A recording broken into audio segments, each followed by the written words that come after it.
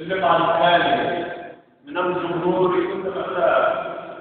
هنا في اللقاء الثاني من الجمهور كل مساء ستجد أجمل امرأة لتسمع سيد الشعراء وتنظر ذكرها الأبدي في قمصانه البيضاء بغير ماء يا ليلى تشيخ طفولة الشبرين بغير خطر مباركة يموت الممات غير صحيح بغير هواء الحقيق يجب ريش التحقيق والشهوات عشاقا ومعشوقا أثير قلب سجيد ويحكموه زنديقا وحين أحب سيدة أحولها الموت.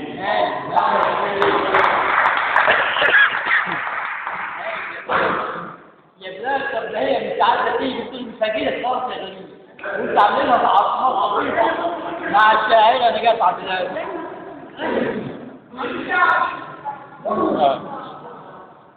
كل ما فريق الوطن للشوف في النور تحقق توحيد الصلاة والفلاحين لمنزل وجمال ذلك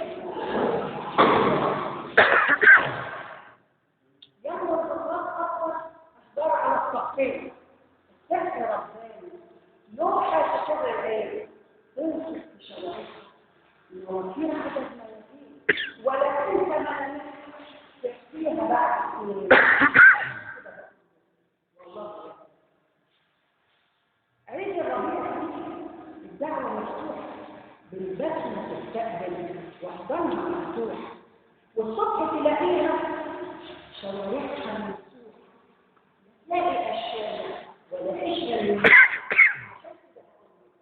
والله يا عم أنا عايزة عمر جديد أعيش الإنسان عشان أعيش فكرة يتحمل الثاني ده اللي يصور في يوم ده يصور تاني ويحكي للعالم مناظرها أحلام ويحكي للعالم سكانها وحشاني. والله العالم سيئة.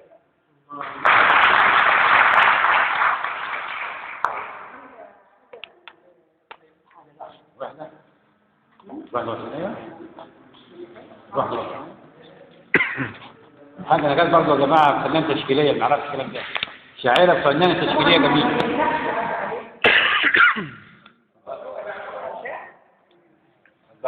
أقسم بالصواب هتزيد في قلوبنا العشرة والفتنة اللي كانت بشرى بتزيد بحثنا لبكرة هنخطي المليون ألف ولا شيء اتغير فينا وكنيسة ومجد في عزة ورئيسنا بإيدينا وكل إخوات ورئيسنا 7 يناير لينا اتقوموا مشاركة وعزة ويدين وحدتنا علينا.